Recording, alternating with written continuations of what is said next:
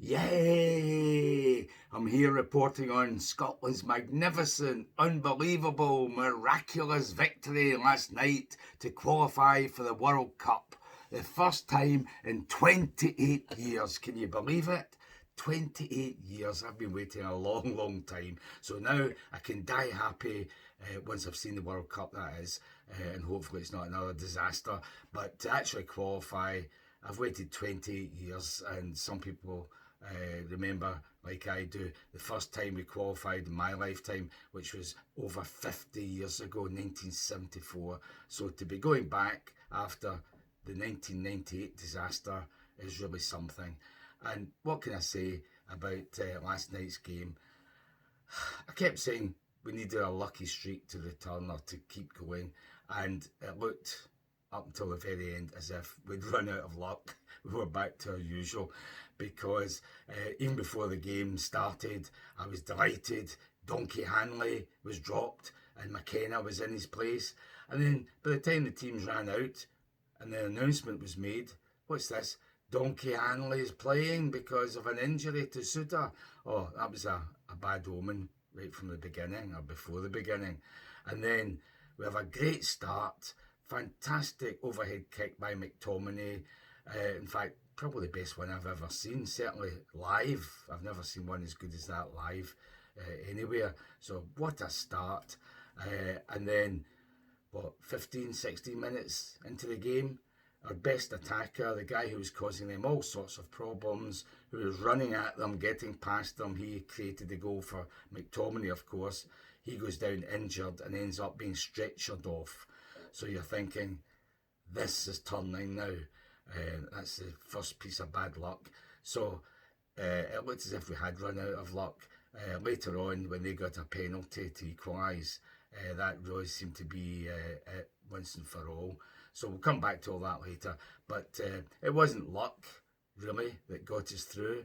It was three brilliant goals, unbelievable goals, especially the last two in injury time. When do we ever score goals in injury time to win a game, let alone qualify for anything?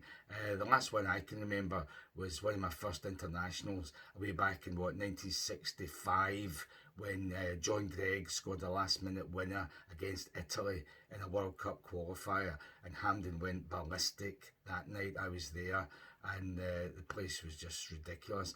So last night, exactly the same, except we qualified directly because of these two goals that were scored in the 93rd, 98th minute.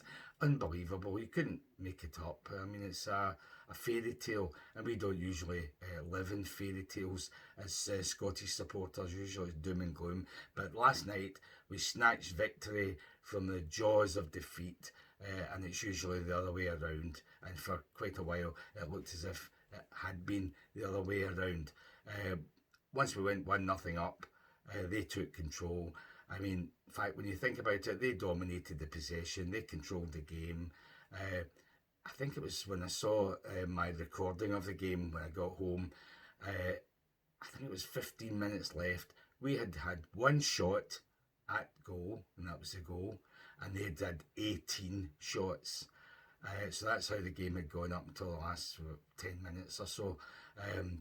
It just shows you you don't need to be peppering the goal with shots. You just need to have a couple of accurate ones, well taken ones, and you can actually win a game. And they were the better team. This is what makes our achievement so much better. We were in a 4-team section. We were the third team seeded, and yet we overtook the top team and the second top team to qualify. And I think anybody would admit the Danes are a better team than us, the Greeks are better than us as well, and yet we managed to overcome them to qualify. So what an achievement. Luck in earlier games. Tonight, it was something Rangers players can learn from, I'll say that, because the Scots didn't do it by great skill, by dominating the game, by having dozens of shots at goal. They did it by hard work, getting stuck in, brave, determination, energy, never say die spirit. that can get you quite a long way if you can do that against a better team, and that's what we did last night, and that's what Rangers failed to do too often against even the dross opposition in the Scottish League. If you've got the right attitude and you never give up, you never know, something can happen, and boy did it happen last night.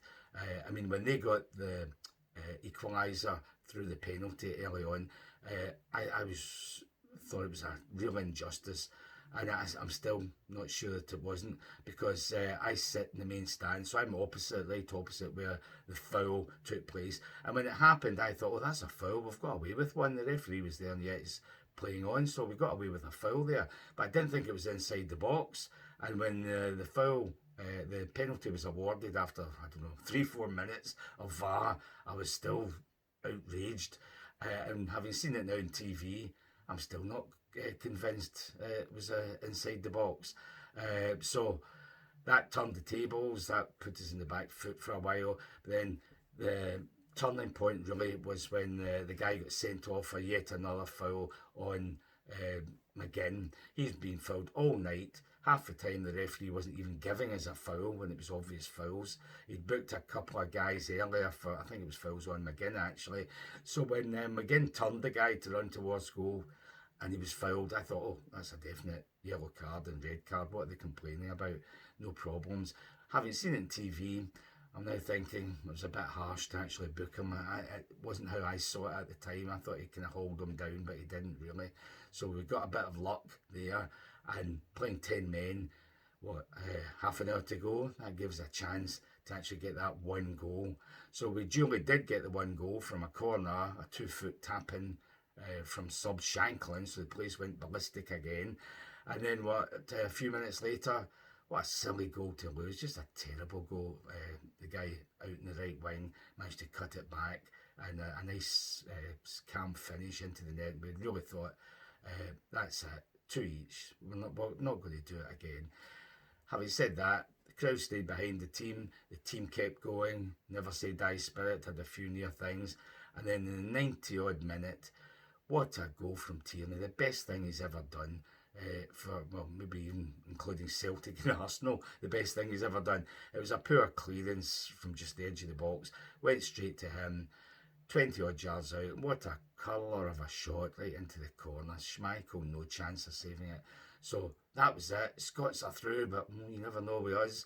Could lose a late goal. We could get a penalty against us again, all sorts of things. And then the 98th minute, Kenny McLean gets the ball inside his own half, sidesteps the one defender who's left, and then just in the halfway line, lobs it, chips it, over Schmeichel, who's well out his goal, running back the way into the net. What a finish. The third and fourth goals are two of the best we'll ever see, and it would have to happen at the time we needed them most. I think in any game I've ever watched Scotland play, you couldn't have asked for a better ending than that. I still remember the John Gregg goal in 1965, but I must say these two goals last night might match it, because it made us qualify for the World Cup next year. First time in 28 years. Think about it. The only downside is Steve Clarke still going to be the manager. But on the other hand, I did see him smile. The first time in 28 years I've ever seen that guy smile. So if he couldn't crack a few smiles and jokes and jump about for joy, at the end of that game, he's never going to do it. So at least that was nice to see him happy and smiling for once, as were the 50,000 and all the players as they pranced about celebrating on the park. You couldn't have asked for a better way to qualify for the World Cup, especially, as I say, having topped two teams that are better than us. So we can now look forward to the draw. Let's hope we get a couple of easier, in inverted commas, teams, and that we don't disgrace ourselves like we have in the last two Euro tournaments. Maybe the World Cup, maybe Canada. I would hope we play our games in Canada or America, not Mexico. The heat there would just make it too hard for us. So let's give ourselves a chance, get the main players fit, get them looking forward to playing, get them playing in a good venue or two or three venues, however many it might be, and who knows, we might actually get out of a group for the first time in, well, ever. So, can't praise the team highly enough. There were faults, there were negatives, but there's no point in even thinking about them today. It was just a fantastic night. So well done, the lads. Let's celebrate until the World Cup.